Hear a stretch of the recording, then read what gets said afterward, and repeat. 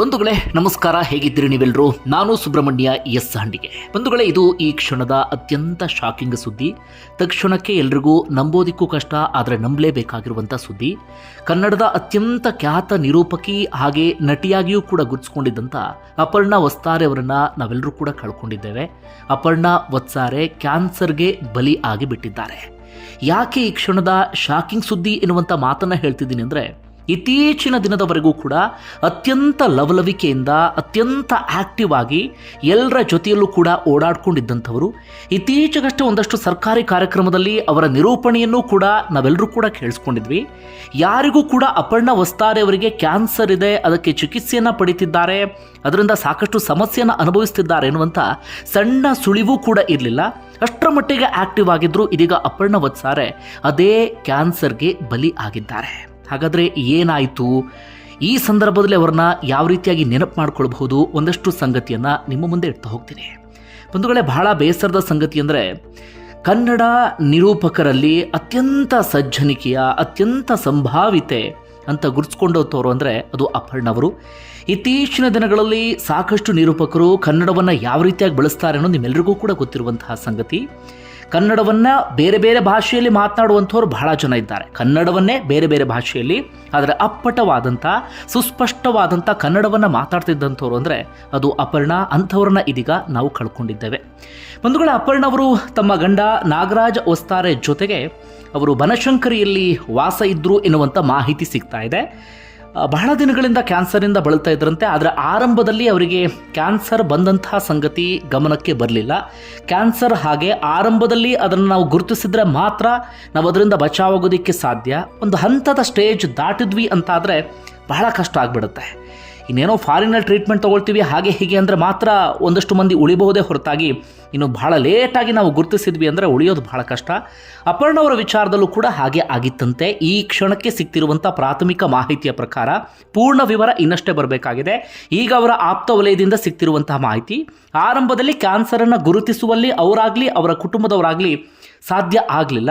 ಅದು ಒಂದು ಹಂತಕ್ಕೆ ಅವರ ದೇಹವನ್ನು ಆಕ್ರಮಿಸಿಕೊಂಡಾಗಿ ಬಿಟ್ಟಿತ್ತು. ಅದಾದ ಬಳಿಕ ಕ್ಯಾನ್ಸರ್ ಬಂದಿದೆ ಎನ್ನುವಂಥ ಸಂಗತಿ ಗೊತ್ತಾಯಿತು. ಅದಾದ ನಂತರ ಅಪರ್ಣವರು ಆಸ್ಪತ್ರೆಯಲ್ಲಿ ಚಿಕಿತ್ಸೆ ಪಡಿತಾ ಇದ್ರು. ಆದರೆ ಎಲ್ಲೂ ಕೂಡ ನನಗೆ ಕ್ಯಾನ್ಸರ್ ಸಮಸ್ಯೆ ಇದೆ, ನಾನು ಚಿಕಿತ್ಸೆ ಪಡಿತಿದ್ದೇನೆ ಎನ್ನುವಂಥ ಸಣ್ಣ ವಿಚಾರವನ್ನು ಕೂಡ ಅವರು ಹೊರಗಡೆ ಹೇಳ್ಕೊಂಡಿರಲಿಲ್ಲ.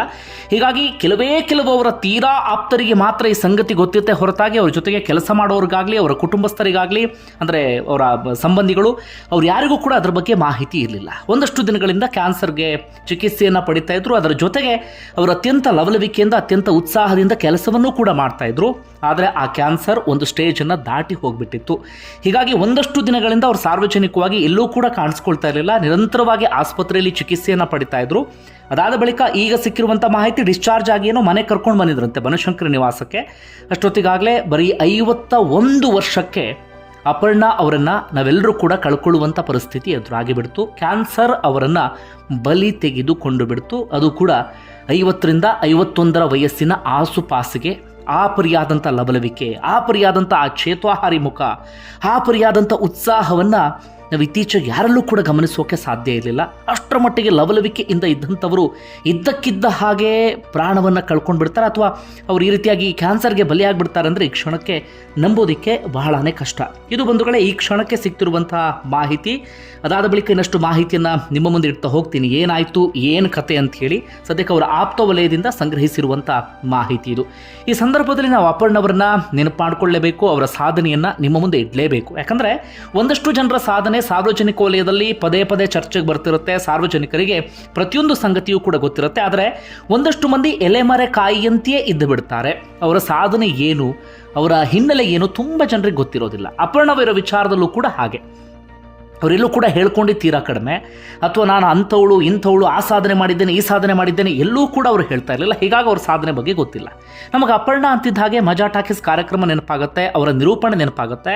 ಆದರೆ ಅವರು ಸಾಕಷ್ಟು ಸಿನಿಮಾಗಳು ಅಭಿನಯಿಸಿದ್ದಾರೆ, ಅವರದ್ದೇ ಆದಂಥ ಒಂದು ಒಳ್ಳೆ ಹಿನ್ನೆಲೆ ಇದೆ ಅಂತ ಅದನ್ನು ಗಮನಿಸ್ತಾ ಹೋಗೋಣ. ಬಂಧುಗಳೇ, ಅವರ ತಂದೆ ಸಿನಿಮಾ ಪತ್ರಕರ್ತರಾಗಿದ್ದರು. ಬಹಳ ಖ್ಯಾತರಾಗಿದ್ದರು ಆ ಕಾಲದಲ್ಲಿ. ನಾರಾಯಣ ಸ್ವಾಮಿ ಅಂತ ಹೇಳಿ ಅವರ ತಂದೆ ಸಿನಿಮಾ ಪತ್ರಕರ್ತರಾದಂಥ ಕಾರಣಕ್ಕಾಗಿ ಅಪರ್ಣ ಅವರಿಗೂ ಕೂಡ ಸಿನಿಮಾ ಬಗ್ಗೆ ಆಸಕ್ತಿ ಬಾಲ್ಯದಿಂದಲೂ ಕೂಡ ಇತ್ತು. ಅವ್ರ ಬಾಲ್ಯವನ್ನು ಕಳೆದಿದ್ದು ಬೆಂಗಳೂರಿನ ಮಲ್ಲೇಶ್ವರಂನಲ್ಲಿ. ಅವ್ರು ಹುಟ್ಟಿದ್ದು ಬೆಳೆದಿದ್ದು ಕಾರ್ಯಕ್ಷೇತ್ರ ಎಲ್ಲವೂ ಕೂಡ ಬೆಂಗಳೂರೇ. ಆರಂಭದ ದಿನಗಳನ್ನು ಕಳೆದಿದ್ದು ಕೂಡ ಮಲ್ಲೇಶ್ವರಂನಲ್ಲಿ. ಆರಂಭದಲ್ಲಿ ಅವರ ತಂದೆಗೆ ಪುಟ್ಟಣ್ಣ ಕಣಗಾಲ್ ಅವರು ಬಹಳ ಆತ್ಮೀಯರಾಗಿದ್ದಂಥ ಕಾರಣಕ್ಕಾಗಿ ಪುಟ್ಟಣ್ಣ ಕಣಗಾಲ್ ಹೇಳ್ತಾರಂತೆ, ನಿಮ್ಮ ಮಗಳನ್ನು ಹೀರೋಯಿನ್ ಮಾಡ್ತೀನಿ ಅಂತ. ಅದೇ ರೀತಿಯಾಗಿ ಅವರಿಗೆ ಬಂದಂಥ ಸಿನಿಮಾ ಆಯ್ಕೆ ಯಾವುದಪ್ಪ ಅಂದರೆ ಅದು ಮಸಣದ ಹೂವು.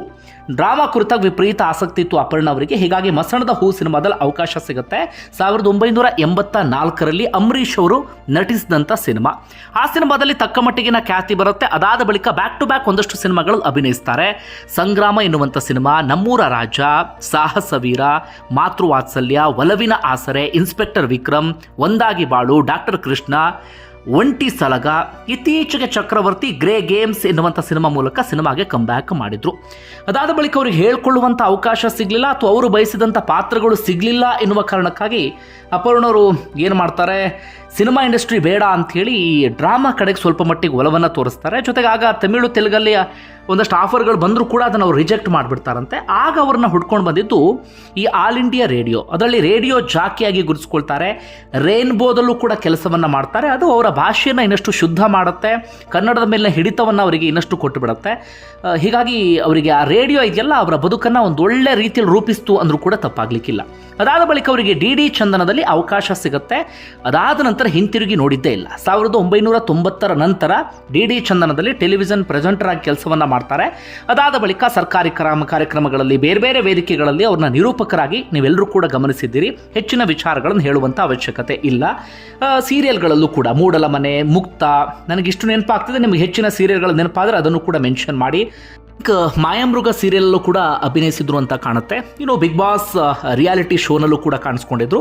ಇನ್ನು ಇತ್ತೀಚೆಗೆ ಅಪರ್ಣವರಿಗೆ ಅತಿ ಹೆಚ್ಚು ಖ್ಯಾತಿಯನ್ನು ತಂದುಕೊಟ್ಟಂಥ ಶೋ, ಅಪರ್ಣವ್ರನ್ನ ಜನ ಗುರುತಿಸುವಂತೆ ಮಾಡಿದ್ದು ಅಂದರೆ ಅದು ಮಜಾ ಟಾಕೀಸ್ ಶೋ. ಅಪರ್ಣವ್ರನ್ನ ನಾವೆಲ್ಲರೂ ಕೂಡ ನೋಡ್ತಾ ಇದ್ದೇ ಬೇರೆ, ಅತ್ಯಂತ ಗಂಭೀರ ವದನರಾಗಿ ಅಥವಾ ತುಂಬ ಸೀರಿಯಸ್ ಆಗಿರ್ತಾರೆ ಅಂಥೇಳಿ. ಆದರೆ ಅವರೂ ಕೂಡ ಕಾಮಿಡಿ ಮಾಡಬಲ್ಲರು, ಅವರು ಕೂಡ ಹಾಸ್ಯವನ್ನು ಮಾಡಿ ನಮ್ಮನ್ನು ನಗಿಸಬಲ್ಲರು ಅಂತ ತೋರಿಸ್ಕೊಟ್ಟಂಥ ಶೋ ಅಂದರೆ ಅದು ಮಜಾ ಟಾಕೀಸ್ ಶೋ. ನೀವೆಲ್ಲರೂ ಕೂಡ ಅದರಲ್ಲಿ ಅವ್ರನ್ನ ನೋಡಿದ್ರಿ.